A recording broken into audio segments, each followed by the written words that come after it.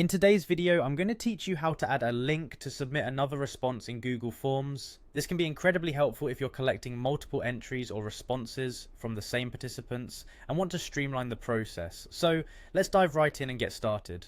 First, we'll need to navigate to Google Drive. This is where you can easily access all your Google Forms.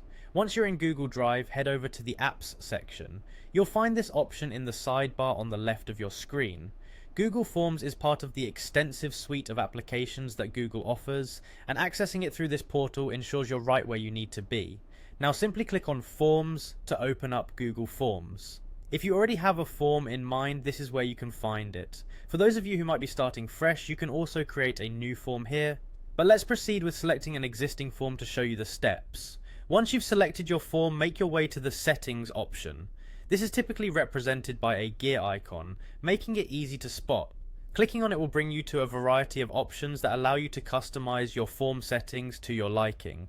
Now from within the settings menu, find and click on Presentation. This section is pivotal as it contains the option we're looking for. Scroll down a bit and you'll see an option to show link to submit another response. Make sure to enable this by checking the box next to it. After you've enabled the link, look for the Published option. This feature ensures that your changes are saved and your form is ready for interaction. Simply click on Save to confirm and update your form settings.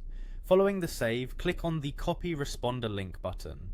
This link is what you'll be sharing to allow multiple responses. Once copied, ensure that you click on Copy to add it to your clipboard. To preview your changes, find the Preview option. Click on it to see how the form will look from the responder's perspective. This is a great way to double check everything is set up just the way you want. Finally, once you're satisfied with the setup, go back to the form builder and you're all set. You've successfully made it easy for users to submit multiple responses to your Google form. By following these steps, you ensure a seamless experience for both you and your respondents. And that's all there is to it. Thanks for watching and happy form creating.